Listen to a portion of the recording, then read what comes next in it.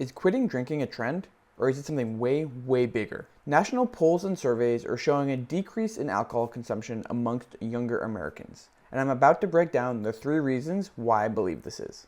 So what's the data?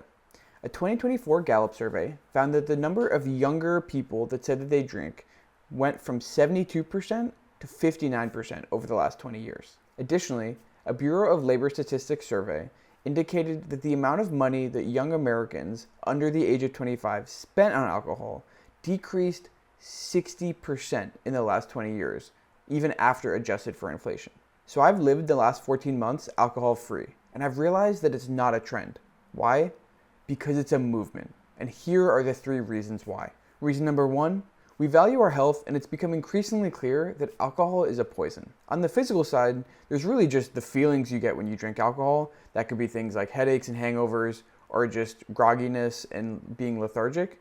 But also from the science side, there's so much data to support that it's bad for you in terms of it's a carcinogen, and it was established as a carcinogen, a group 1 carcinogen, in fact, in the 80s. So we've known that for a long time. But we're also seeing a lot more data nowadays on how alcohol impacts sleep, how it impacts memory, how it impacts recovery and fitness gains, and unfortunately, they're all negative impacts. We also couldn't talk about health without talking about the mental health aspect, which is that now, because of TikTok, Instagram, social media, more and more people are out there talking about living alcohol-free, which means it's a more widely accepted and a more approachable thing to do, versus maybe 20 years ago or longer, being alcohol-free and quitting drinking was kind of just something you did if you had an alcoholism problem. Also, because of all the amazing alternatives and non-alcoholic beverages available, it makes it a lot easier socially, which really lessens the load mentally in terms of not feeling like an outsider or feeling like you're the odd one out.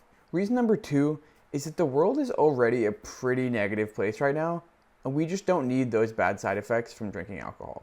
The state of the world right now, with global markets, tariffs, wars, polarization of politics, and just so much more, has made a lot of people feel really upset, anxious, and just like the world is not a good place. And I totally understand.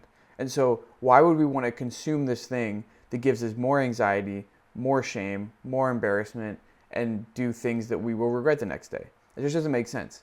You know, obviously the world has always had its problems, but historically there wasn't as much constant feedback of negativity like we have nowadays, with both what's happening, but also how easily accessible it is through our phones.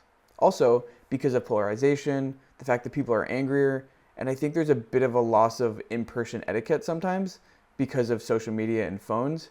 I think it's just easier for violence and aggression to bubble up now than it used to be. And so for that reason, just avoiding it, to avoid any situations out at a bar or a club or anything like that, that, you know, won't end in a positive manner, just avoiding it is better in my opinion. Reason number 3 is that alcohol is expensive, and all of our wallets are already hurting. Young people nowadays are facing crazy financial challenges compared to their parents and the generations before. Wages haven't gone up in proportion to all of these other things that are costing more, like groceries, rent, mortgages, car payments. And so realistically, it just doesn't make sense to go out and buy drinks that are so expensive. You know, you can get them from the store and they're less expensive, but still expensive. But if you go out to a bar or a restaurant, especially in a major city, you could be spending $8 to $12 on beer, $15 to $20 on a cocktail, and that's just for one. So if you're having rounds, or you have multiple in a night, plus tax and tip, you could easily be spending $50 to $100 on just a night of drinking. And if you're not making that much money, or you just are saving for other goals, it just doesn't make that much sense to do anymore. That also isn't factoring in Uber costs and taxi costs and things like that that are also in addition to the drinks themselves. And so that's why I think overall people are just going out less. You know, the same goes for food.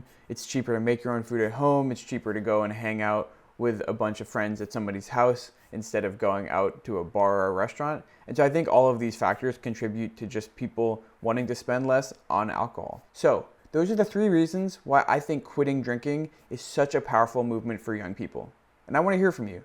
If you are already alcohol free, comment below why you joined the movement. And if you're sober curious, comment below what is making you consider it.